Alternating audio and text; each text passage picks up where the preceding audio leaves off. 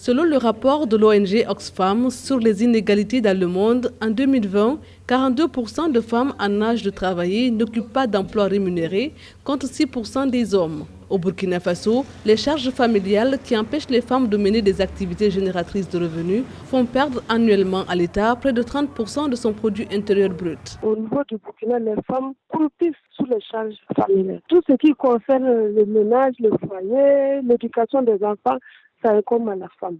Le travail non rémunéré des femmes a fait perdre au Burkina 33% de son PIB. Mais elle n'a pas d'activité en tant que telle qui lui permette de s'affranchir économiquement et d'être indépendante. Le travail non rémunéré se résume aux activités de reproduction sociale, aux soins des malades, à la maternité et à la cuisine. Or, le travail de soins contribue à l'économie mondiale à hauteur d'au moins 10 800 milliards de dollars. Et au niveau aussi de l'autonomisation des femmes aussi, il y a beaucoup de projets, il y a beaucoup d'améliorations.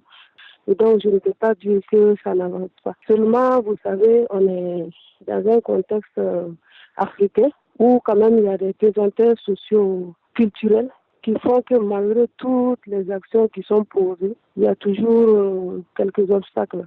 Au Burkina Faso, les hommes concentrent dans leurs mains la plus grande partie des revenus. Ce constat contraste avec le dynamisme des femmes sur le terrain économique. Le gouvernement a fourni des efforts à travers l'adoption d'une loi contre les mutilations génitales en 1996, l'adoption d'une politique nationale genre en 2009 et l'adoption de la loi sur le quota genre en 2010.